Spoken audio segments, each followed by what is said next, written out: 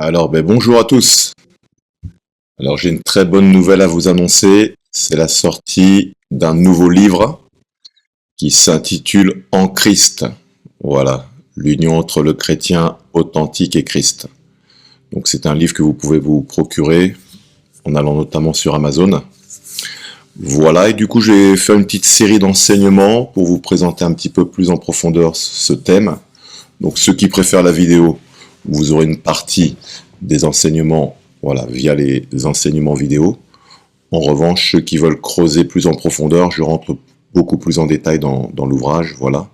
Et donc, on va voir à travers ce nouveau livre, ce nouvel ouvrage, ce qu'est véritablement la vie chrétienne dans la pensée de Dieu. Alors, aujourd'hui, voilà, en première partie, donc en Christ. En introduction, qu'est-ce que je peux dire? Donc, le mot chrétien n'apparaît que 3 fois dans la Bible.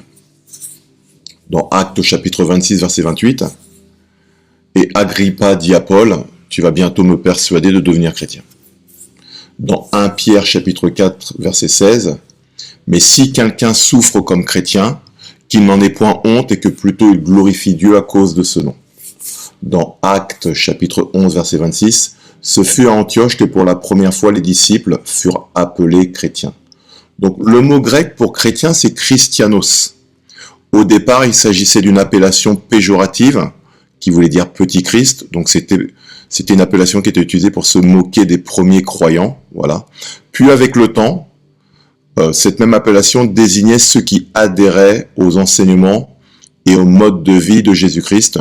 Donc ceux qui étaient désormais des disciples de Christ. Voilà. En revanche, les expressions comme en Christ, dans le Seigneur, en lui, avec Jésus-Christ, apparaissent 164 fois rien que dans les épîtres de Paul. Ça veut dire que Paul, lui, il a privilégié une autre appellation, lui, c'est en Christ. Et on le voit par exemple dans 2 Corinthiens chapitre 5, versets 17 à 19. Si quelqu'un est en Christ, il est une nouvelle créature. Les choses anciennes sont passées, voici toutes choses sont devenues nouvelles. Et tout cela vient de Dieu qui nous a réconciliés avec lui par Christ et qui nous a donné le ministère de la réconciliation. Car Dieu était en Christ, réconciliant le monde avec lui-même, en n'imputant point aux hommes leurs offenses, et il a mis en nous la parole de la réconciliation. Donc au verset 17, on voit que c'est si quelqu'un est en Christ, et au verset 19, on voit car Dieu était en Christ. Donc on va voir ça un peu plus en détail pour bien comprendre. Voilà.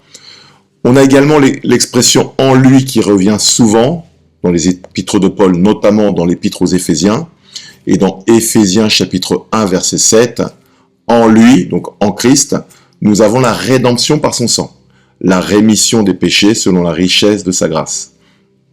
Donc rédemption, c'est le rachat, et rémission, c'est la délivrance de la puissance des péchés. Voilà. On a également le terme « dans le Seigneur », Éphésiens chapitre 5, verset 8, « Autrefois, vous étiez ténèbres, et maintenant vous êtes lumière dans le Seigneur. Marchez comme des enfants de lumière. » Dans Éphésiens chapitre 1, versets 4 à 5, on a l'expression « par Jésus-Christ ». En lui, Dieu nous a élus avant la fondation du monde. Donc en lui, c'est quoi? C'est encore en Christ, quoi. En Christ, Dieu nous a élus avant la fondation du monde. Pour que nous soyons saints et irrépréhensibles devant lui. Donc devant lui, devant Dieu. En lui, Dieu nous a... devant Christ. Nous ayant prédestinés dans son amour à être ses enfants d'adoption par Jésus-Christ, selon le bon plaisir de sa volonté. Donc en lui, Dieu nous a élus avant la fondation du monde pour que nous soyons saints et irrépréhensibles devant lui. Non, là c'est devant Dieu, pardon. Donc en Christ, il nous a élus avant la fondation du monde. Éphésiens chapitre 1, versets 4 à 5. Alors, que signifie l'expression en Christ? On pourrait dire, ou on peut dire, que l'expression en Christ signifie être dans la sphère de Christ. Être en union avec Christ, être en alliance avec Christ, être en communion avec Christ, être uni en Christ. Voilà, on voit dans 1 Corinthiens chapitre 6, verset 17, « Celui qui s'attache au Seigneur est un seul esprit avec lui. » Être semblable au Christ, vivre selon le modèle de Christ. Alors, on va rentrer un peu plus en détail là, dans cette première partie en Christ. Donc, pour bien comprendre cette expression, il faut revenir à l'origine et identifier la position du non-croyant.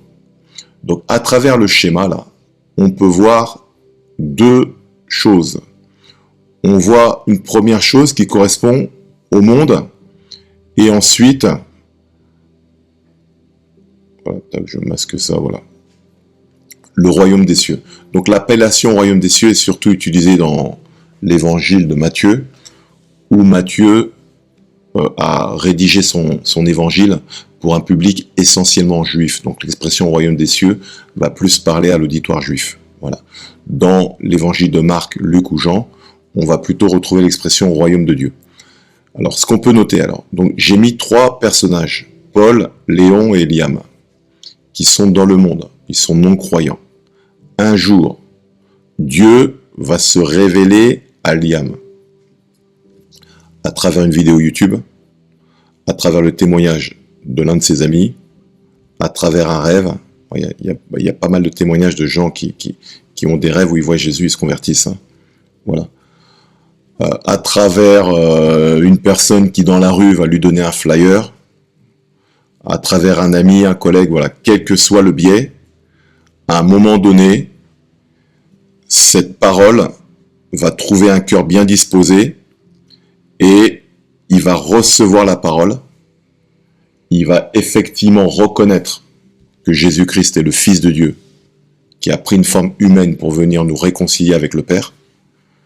La veille, peut-être qu'il n'y croyait pas du tout, et ce jour-là, il y a une révélation profonde qui vient déchirer le voile, qui recouvrait son entendement, son intelligence est illuminée par la révélation de Christ, il donne sa vie à Jésus-Christ, et il invite le Saint-Esprit à venir vivre en lui. C'est ce qu'on appelle la conversion. Ok ? Lorsque il se convertit, il est automatiquement dirigé, voilà, dans une sphère qu'on appelle en Christ. Cette sphère en Christ se trouve dans le royaume des cieux. Dans le monde, Liam était dirigé par sa nature humaine. C'est ce que Paul appelle la chair. C'est être dirigé par ses 5 sens. Par ce que je vois, par ma bouche, voilà, par le toucher, voilà, les 5 sens. Dans cette autosphère qu'on appelle en Christ, c'est être dirigé maintenant par Dieu, par l'Esprit de Dieu. Bien entendu, ce processus est progressif. Hein. Donc c'est ce qu'on va voir à travers ces différents enseignements. Mais c'est de comprendre un peu le process. Donc Liam est dans le monde, il se convertit, il est transféré en Christ. Éphésiens chapitre 1, versets 4 à 5. En lui, donc en Christ, Dieu nous a élus avant la fondation du monde, pour que nous soyons saints et irrépréhensibles devant lui, nous ayant prédestinés dans son amour à être ses enfants d'adoption par Jésus-Christ, selon le bon plaisir de sa volonté. Donc ça, c'est un mystère. Voilà, personne ne peut l'expliquer. C'est que ceux qui se convertissent, eh ben, la Bible nous dit qu'ils avaient été déjà élus avant la fondation du monde. C'est ce que Paul appelle la prédestination dans Romains chapitre 8. Voilà. Donc toi, tu as un groupe de 10 personnes devant toi. Tu vas parler de Dieu. Sur les 10 personnes, ça se trouve, une seule va être réceptive. Voilà. Et peut-être que des fois, la personne qui va être réceptive, c'est peut-être celle qui au départ était la plus véhémente. Et à un moment, une conviction s'est produite en elle. Quand elle vient à Dieu, elle peut croire qu'elle est venue parce qu'elle cherchait Dieu. Et ben, en fait, nul ne peut venir à moi si ce n'est le Père qui l'attire à moi. C'est ce qu'a dit Jésus. C'est un mystère. Voilà. Donc, on a été élus avant la fondation du monde afin de devenir quoi? Enfants adoptifs de Dieu par Jésus-Christ. À sa conversion, le croyant né de nouveau est transféré dans la sphère de Christ, c'est-à-dire qu'il est désormais en Christ. Colossiens chapitre 1, versets 12 à 14. Rendez grâce au Père qui vous a rendu capable d'avoir part à l'héritage des saints dans la lumière qui nous a délivrés de la puissance des ténèbres et nous a transportés dans le royaume du Fils de son amour, en qui nous avons la rédemption, la rémission des péchés. Alors, pourquoi Paul parle de la puissance des ténèbres? Parce que lorsqu'on est loin de Dieu, on est dans une obscurité spirituelle. Puisqu'on fonctionne uniquement avec nos 5 sens. D'où l'expression ténèbres, on est dans cette obscurité. Lorsque la parole vient, elle vient déchirer le voile et la lumière de Christ pénètre en nous et apporte l'illumination, c'est-à-dire la révélation. Et à ce moment-là, la personne est convaincue. Éphésiens chapitre 2, versets 5 à 6, « Nous qui étions morts par nos offenses, il nous a rendus à la vie avec Christ, c'est par grâce que vous êtes sauvés, il nous a ressuscités ensemble et nous a fait asseoir ensemble dans les lieux célestes en Jésus-Christ. » Donc toute personne qui est loin de Dieu, spirituellement parlant, elle est morte à cause de ses offenses, de ses péchés. Elle vit une vie, certes, c'est ce qu'on appelle la vie biologique. Mais la vie spirituelle ne peut être vécue que si elle-même reçoit la vie spirituelle. La vie divine, qui elle est en Christ. Puisque Jésus a dit, je suis le chemin, la vérité et la vie. Donc pour recevoir cette vie divine, il faut que cette vie soit implantée en nous par la vie de l'Esprit qui vient vivre en nous, par le fait de reconnaître Christ comme notre Sauveur et Seigneur personnel. Voilà. Donc, quelle est la position du croyant né de nouveau? Donc là, vous voyez, on a 2 sphères. La première sphère, celle qui est à gauche, représente la terre. Voilà que la Bible appelle communément le monde. La deuxième sphère représente le royaume des cieux. Et donc, j'ai représenté la sphère avec Christ. Donc là, rappelez-vous, on a Liam, qui était avec ses 3 camarades, Paul, Léon, et donc on a Liam. Il est dans le monde, Liam. Il donne sa vie à Jésus-Christ. À ce moment-là, Christ vient vivre en lui par son esprit. Donc il vient établir sa demeure dans l'esprit de Liam. On va dire que j'ai accepté Jésus dans mon cœur. Bon, ça c'est une expression, mais sur le plan spirituel, il vient dans son esprit. Donc spirituellement, Liam était mort.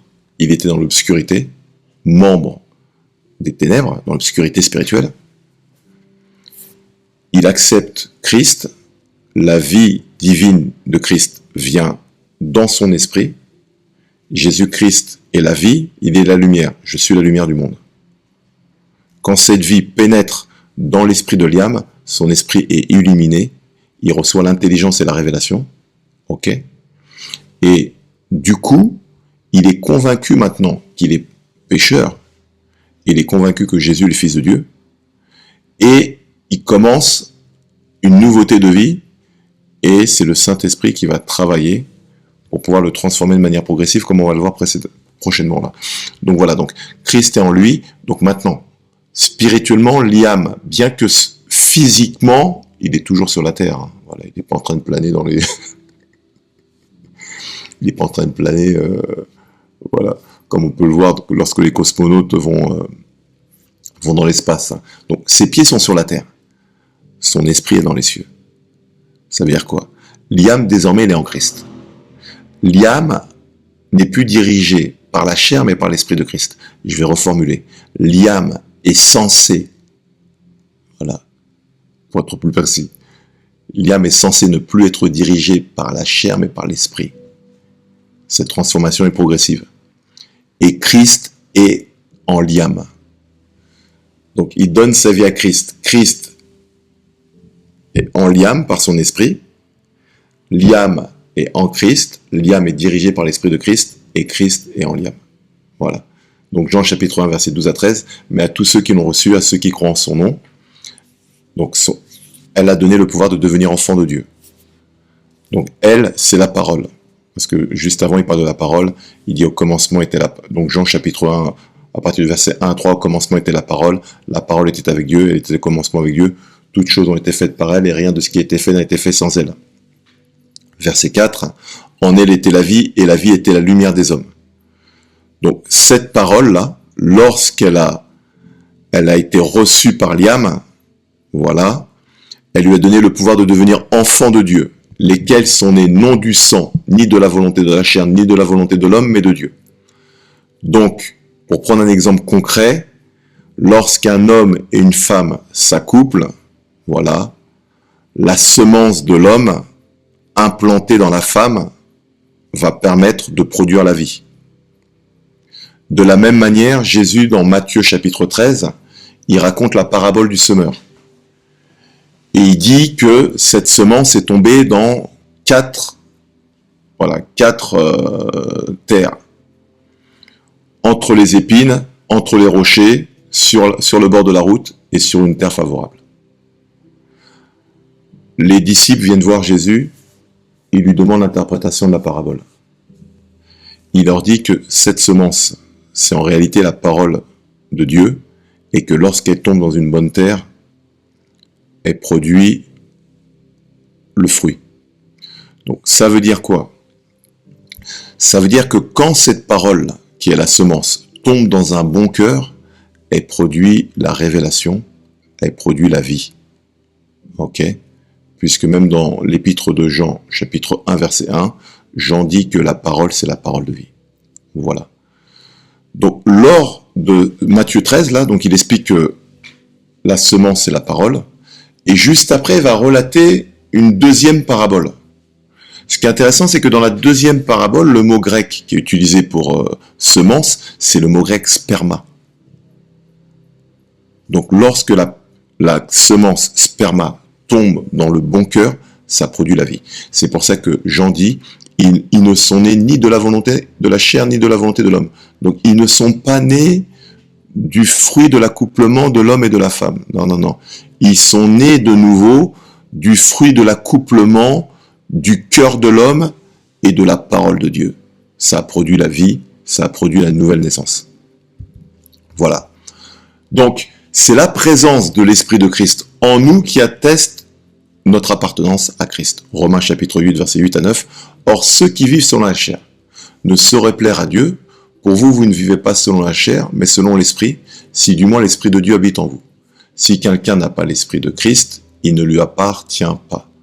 Donc, le fait d'être croyant sur le plan spirituel, ce n'est pas le fait d'avoir une chaîne en or autour du cou avec une croix, voilà. C'est pas le fait d'avoir été baptisé à 6 mois, ce n'est même pas le fait d'aller à l'église le dimanche. C'est pas le fait d'avoir un tatouage avec une croix ou avec un verset. C'est le fait d'avoir la marque, le sceau de l'Esprit qui atteste qu'on appartient de Dieu, qu'on appartient à Dieu. Voilà. Donc, le croyant né de nouveau est créé à partir d'un modèle, lequel? Christ. Donc, si je prends l'exemple d'une voiture, donc vous avez des bureaux d'études avec des ingénieurs qui vont travailler, voilà, à concevoir un nouveau véhicule, ils vont élaborer des plans, et ensuite, ils vont envoyer ces plans, voilà, en usine pour que maintenant, ces plans puissent être matérialisés par la construction du modèle. Donc, à l'usine, ils ont un plan sur lequel ils vont s'appuyer pour pouvoir élaborer et construire ce modèle. Lorsque quelqu'un est né de nouveau, le modèle sur lequel il a été créé, c'est Christ. Et l'une des missions du Saint-Esprit, ça va être maintenant de transformer son intelligence pour qu'elle devienne identique à Christ. C'est pour ça que la Bible dit que ceux qu'il a connus d'avance, Romains chapitre 8, verset 27, je crois, verset 30, je crois, car ceux qu'il a connus d'avance, verset 29, car ceux qu'il a connus d'avance, il les a prédestinés à être semblables à l'image de son Fils, afin que son Fils fût le premier d'entre plusieurs frères. Donc voilà, car ceux qu'il a connus d'avance, il les a prédestinés à être semblables à l'image de son Fils. Voilà.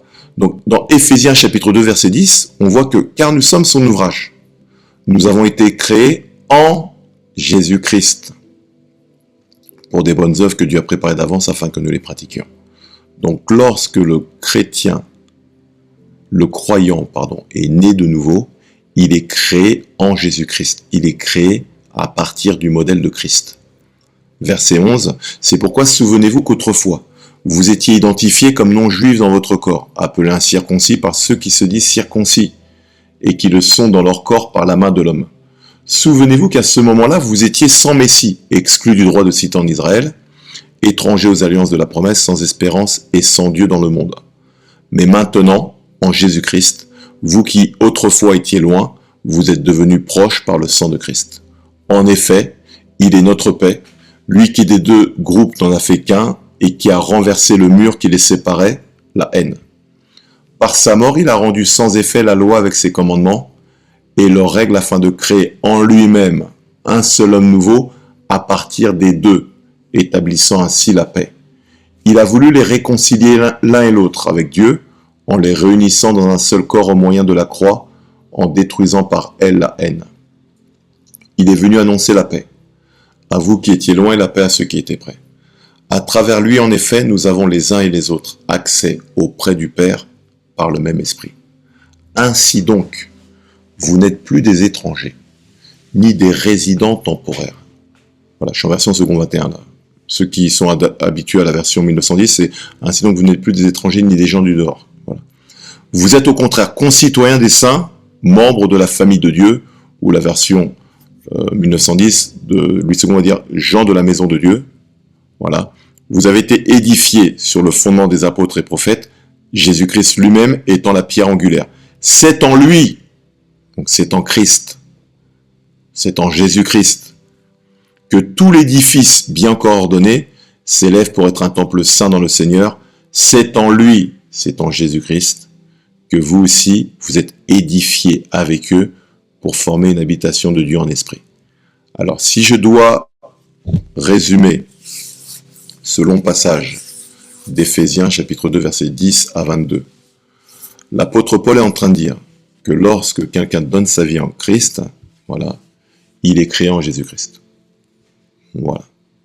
Autrefois, ils étaient en dehors, donc les païens, c'est-à-dire les non-juifs, étaient en dehors du programme de Dieu. Et quand Dieu a considéré que le temps était favorable maintenant de se révéler à l'ensemble de l'humanité, puisque tous les hommes avaient d'autres religions, puisque l'homme étant spirituel, par défaut, tous les peuples servaient d'autres dieux. Voilà. Lorsque Dieu maintenant, le véritable Dieu, est venu se révéler aux hommes, il a choisi de venir se révéler aux hommes à travers le Messie. Et donc, les non-juifs qui étaient étrangers aux promesses et aux alliances ont intégré ces promesses et ces alliances, mais avec le non-juif et le juif, il a créé un seul homme nouveau. Quel est ce seul homme nouveau? C'est l'homme nouveau qui est créé en Christ. À partir des deux, il a créé un seul homme nouveau qui a été créé sur le modèle de Jésus-Christ. Donc maintenant, il n'y a plus ni juif ni grec. C'est ce que dit Paul dans Colossiens. Il n'y a ici plus ni juif ni grec, ni plus circoncis ni incirconcis, ni barbare ni scythe, ni esclave ni libre, mais Dieu est tout et en tous. Voilà. C'est le mystère de la réconciliation. Et donc, désormais, ce nouvel homme qui est créé sur le modèle de Christ, il est en Christ. Donc la vie nouvelle des chrétiens, désormais, ne s'appuie plus sur la chair, mais sur l'esprit. Ok, donc dans Éphésiens chapitre 4, Paul écrit « Voici donc ce que je dis et ce que j'affirme dans le Seigneur. Vous ne devez plus vous conduire comme les non-croyants qui se laissent guider par la sottise de leurs pensées. Ils ont l'intelligence obscurcie, sont étrangers à la vie de Dieu à cause de l'ignorance qui est en eux, à cause de l'endurcissement de leur cœur.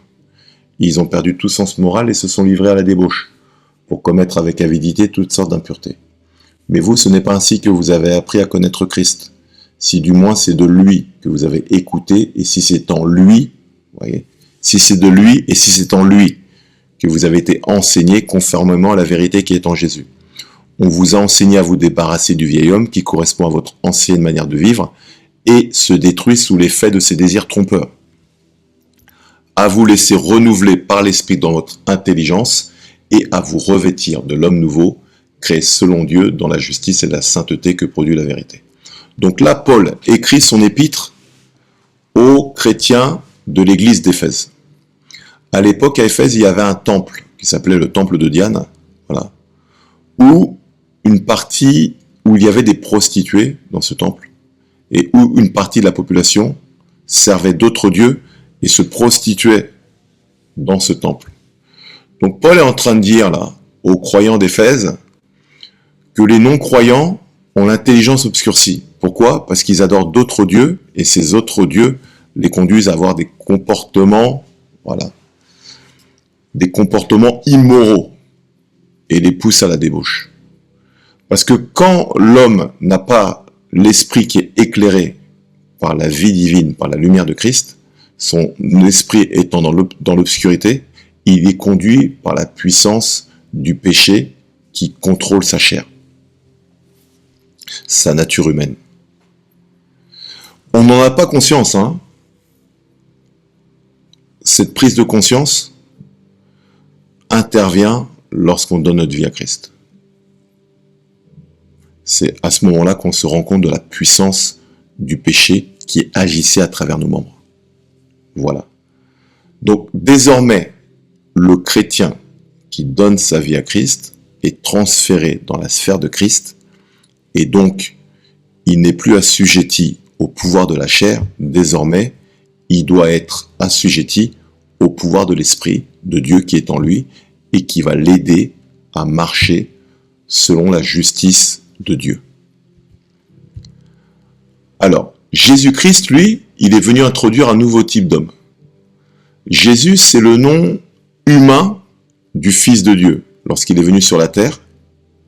Puisque l'ange Gabriel s'est présenté devant Marie, il lui dit, voilà, tu tomberas enceinte, tu auras un enfant, tu vas l'appeler Jésus, qui veut dire Dieu est avec nous.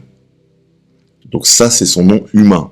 Donc le Fils de Dieu a pris pour nom humain Jésus, il s'est fait homme, voilà, Philippiens chapitre 2 verset 10, il n'a point regardé comme une proie arrachée d'être égal avec le Père, mais il s'est dépouillé lui-même en devenant serviteur et en prenant une forme de serviteur et en devenant un simple homme.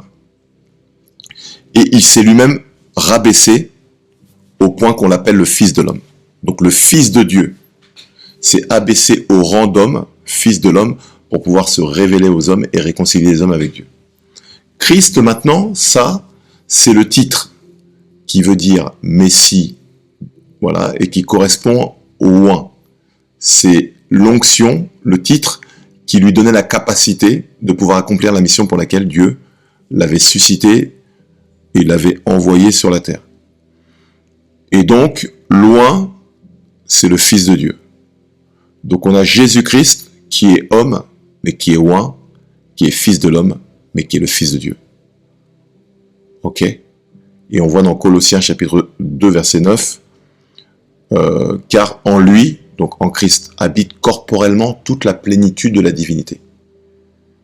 Donc, le Fils de Dieu était dans un corps humain pour pouvoir intervenir parmi les hommes et les réconcilier avec Dieu. Comme les esprits sont illégaux sur la terre, il fallait qu'ils revêtent un corps charnel, humain, pour pouvoir se révéler aux hommes. Voilà. Donc Romains chapitre 1, versets 2 à 4, version second 21, nous dit « Cet évangile, Dieu l'avait promis auparavant par ses prophètes dans les Saintes Écritures. Il concerne son Fils, qui, en tant qu'homme, est né de la descendance de David, et qui, du point de vue de l'Esprit Saint, a été déclaré Fils de Dieu avec puissance par sa résurrection, Jésus-Christ notre Seigneur. » Alors pourquoi en tant qu'homme il est né de la descendance de David? Donc déjà ça vous pouvez le voir lorsque vous allez dans l'évangile de Matthieu. Voilà, le chapitre 1 commence avec tout l'arbre généalogique. Voilà. Mais David a tellement touché le cœur de Dieu que dans le psaume 89 il lui dit ton trône sera éternel. Voilà. Mais David est homme, comment son trône pouvait être éternel? En fait, Dieu avait prophétisé que de la descendance humaine de David allait naître le Fils de Dieu. Donc Jésus-Christ est de la descendance de David. Donc en tant qu'homme, sur le plan humain, il a de la descendance de David, mais sur le plan spirituel, l'Esprit Saint l'a déclaré comme étant Fils de Dieu.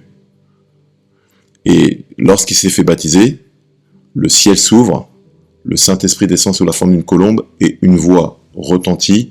Celui-ci est mon Fils bien-aimé en qui j'ai mis toute mon affection. Alors, qu'est-ce que ça veut dire concrètement? Ça veut dire que quand quelqu'un naît de nouveau, il est désormais en Christ, et donc il va hériter de tout ce qui est en Christ. Donc là, j'ai mis quelques exemples.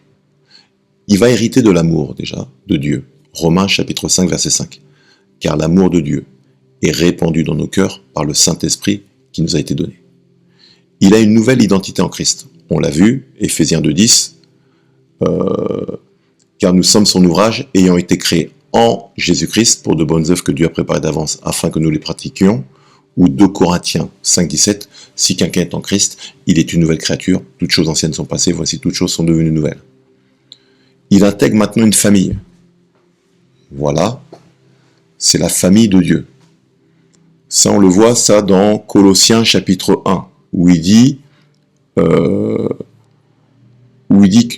ou dans Romains, voilà, Romains chapitre 8, verset 30, où il dit « Ceux qu'il a connus d'avance, il les a aussi prédestinés à être semblables à l'image de son Fils, afin que son Fils fût le premier-né d'entre plusieurs frères. »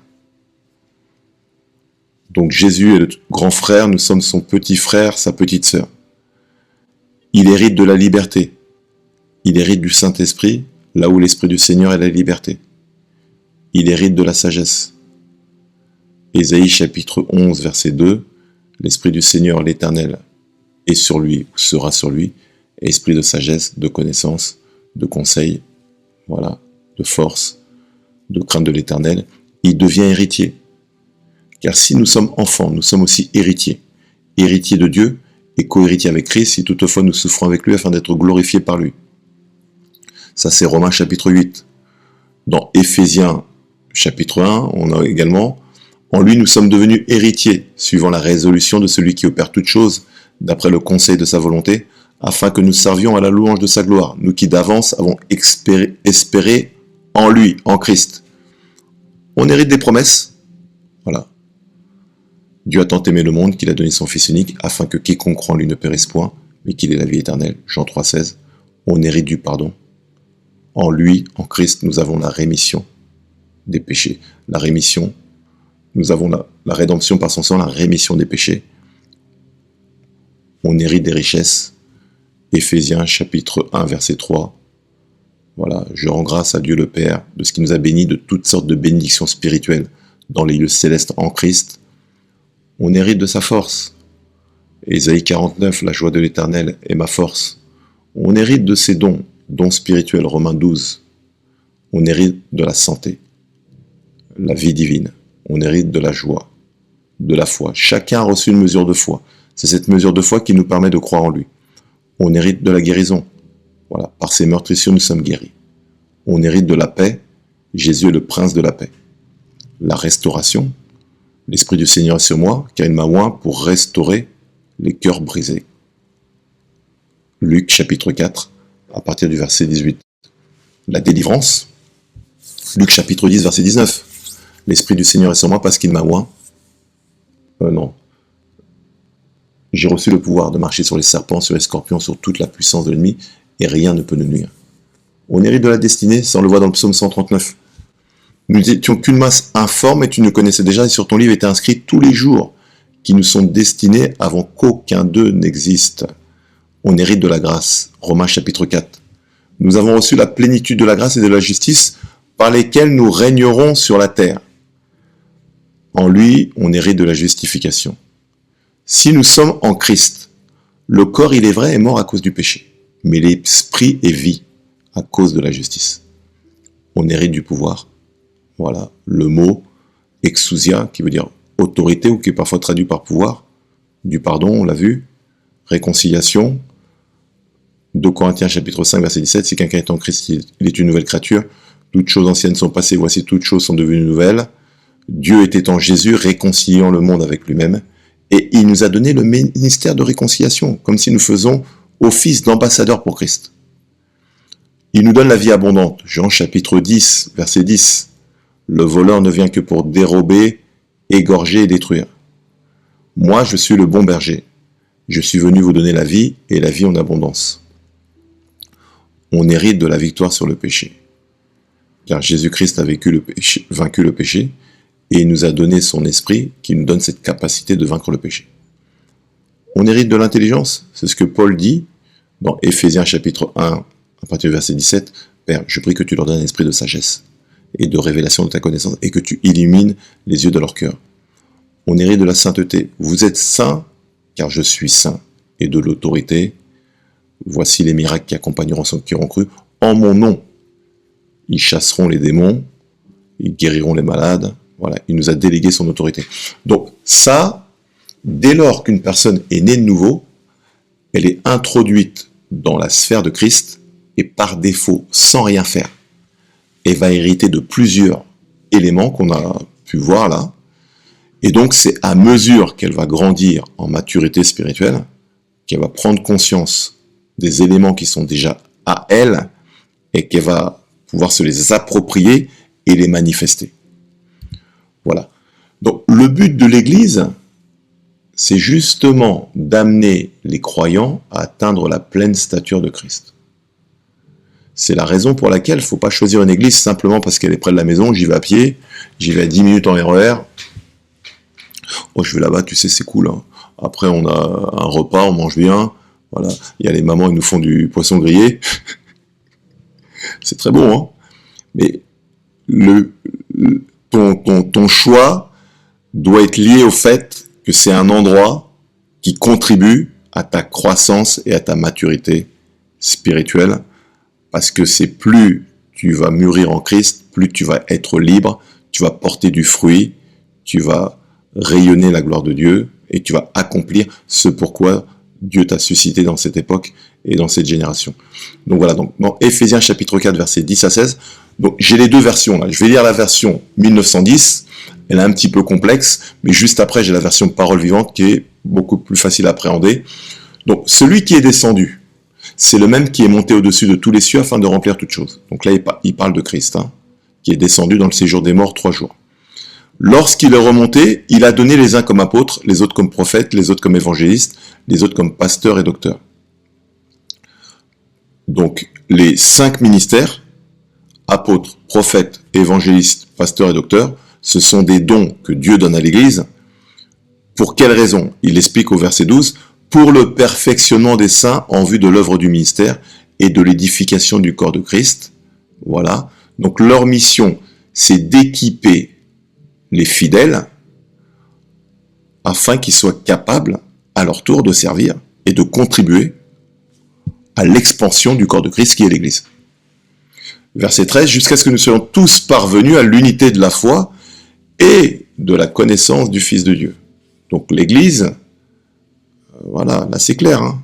Perfectionnement des saints, l'équipement, voilà, pour contribuer au déploiement, à l'agrandissement de l'Église, voilà, jusqu'à ce que nous soyons tous parvenus à l'étude de la foi et de la connaissance du Fils de Dieu. Donc il faut connaître Dieu. Donc il faut que la parole soit prêchée en esprit, en vérité, pour connaître Dieu. À l'état d'homme fait, donc c'est-à-dire mature, à la mesure de la stature parfaite de Christ, afin que nous ne soyons plus des enfants flottants et emportés à tout vent de doctrine, par la tromperie des hommes, par leur ruse dans les moyens de séduction. Donc plus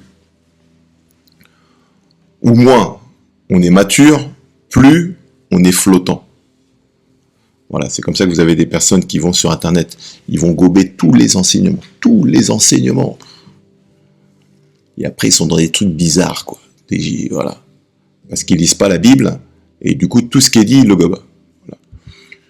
Mais que professant la vérité dans la charité, nous croissions à tous égards en celui qui est le chef, qui? C'est Christ. Donc le chef, c'est le mot grec képhalé, qu'on verra lors d'un prochain enseignement, du corps de Christ. Donc qui est l'Église, c'est Christ. C'est de lui, donc qui? C'est de Christ. Et grâce à tous les liens de son assistance, que tout le corps, donc que l'Église, bien coordonnée et formant un solide assemblage, tire son accroissement selon la force qui convient à chacune de ses parties et s'édifie lui-même dans la charité. Donc chaque membre de l'Église est uni par le lien de l'amour et chaque membre uni par le lien de l'amour tire son accroissement dès lors qu'elle est fondée sur Christ. Voilà. Alors la version parole vivante est peut-être plus simple pour certains. Donc Éphésiens chapitre 4 verset 10 à 16. Celui qui s'est ainsi abaissé, c'est celui-là même qui est monté bien au-dessus de tous les cieux, afin d'affirmer partout sa présence et de remplir l'univers entier de sa plénitude. Ses dons aux hommes sont variés. Il nous a donné certains frères comme apôtres, d'autres comme porte-parole de Dieu, donc là c'est les prophètes, d'autres comme évangélistes, d'autres comme bergers, donc là c'est les pasteurs, et enseignants. tous ces dons ont été accordés pour le perfectionnement des chrétiens, afin qu'ils soient tous convenablement équipés pour leur service et que chacun soit rendu capable d'exercer son ministère en vue de la formation du corps du Christ, en vue de la formation de l'Église. Il nous a donné ses frères, donc les 5 ministères là, pour que nous parvenions à une profonde unité par le moyen de la foi et d'une parfaite connaissance du Fils de Dieu, que nous devenions majeurs, pleinement matures, que notre personnalité atteigne son plein épanouissement sur le modèle du Christ, et que nous formions tous ensemble cet homme parfait qui constitue la plénitude qui nous vient du Christ. Là, c'est extrêmement bien écrit. Ils ont amplifié le texte original, mais ça nous permet d'avoir l'idée générale et la pensée du texte. Verset 14. Car il ne faut pas que nous restions toujours de petits enfants, ressemblant à ces esquives ballottées par les flots et entraînées çà et là par chaque coup de vent, c'est-à-dire chaque doctrine en vogue. Ne soyons pas à la merci d'hommes instables et sans scrupules qui, par leur art de présenter leur invention mensongère, cherchent à entraîner les autres dans les séductions de l'erreur. Donc ce qui fait la maturité d'un chrétien, c'est pas le nombre d'années de conversion. Tu peux avoir quelqu'un qui a 20 ans de vie chrétienne, sur le plan spirituel, il n'est pas mature. Donc sur le plan spirituel, c'est un petit enfant. En revanche, tu peux avoir quelqu'un qui a 3 ans de conversion, il est au bon endroit, il reçoit la bonne nourriture spirituelle, la parole qui contribue à son édification et sa maturité, et il peut être plus mature que celui qui a 20 ans d'ancienneté. Voilà. Non, Dieu veut que nous maintenions fidèlement la vérité dans l'amour et que nous la prêchions par toute notre vie. Ainsi, nous entrerons dans une communion toujours plus intime avec celui qui est la tête de l'Église, le Christ vivant. Voilà. Donc, une Église où on parle jamais de Jésus-Christ, excuse-moi, c'est pas une Église, c'est une association cultuelle. Voilà. On frappe des mains, on chante, on est content. Mais si on ne parle pas du Christ, alors que c'est lui la tête de l'Église, tu es d'accord avec moi qu'il y a un problème, quoi. Verset 16. Car c'est de la tête que tout le corps tire cohésion et unité. C'est en restant dans sa dépendance que l'ensemble, bien lié et coordonné, grâce aux différents muscles et ligaments, forme une structure harmonieuse, à condition que chaque organe remplisse son office suivant la fonction qui lui a été assignée et selon les forces et capacités qui lui ont été données pour suffire à ses besoins. De cette manière, en assurant l'activité attribuée à chaque partie, tous les membres contribuent ensemble dans un esprit d'amour à la croissance organique du corps qui s'élève comme un édifice. Voilà. Donc le corps de Christ, c'est l'Église. Donc Paul a pris l'exemple du corps pour faire un parallèle avec l'Église, et donc le texte dit simplement que de la même manière que chaque organe est utile pour le fonctionnement du corps, de même chaque membre de l'Église, voilà, le plus petit soit-il, a également son utilité dans le corps qui est l'Église. Alors qu'est-ce qu'on peut dire en conclusion?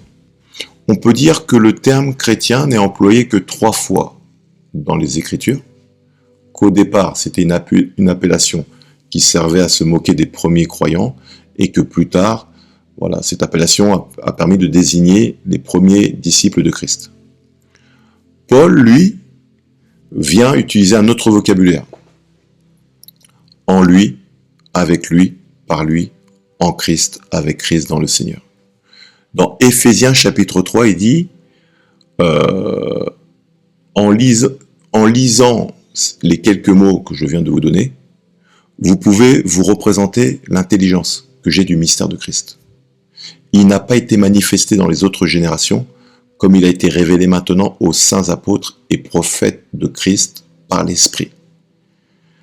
Donc nous comprenons ainsi que lorsque quelqu'un donne sa vie à Christ, il est transféré dans la sphère de Christ, mais ensuite, la méditation des Écritures, le fait d'être dans une bonne église, le fait de méditer la parole, d'être enseigné, et le fait que le Saint-Esprit puisse travailler en nous, va contribuer à ce que la personne puisse s'approprier sa véritable identité en Christ.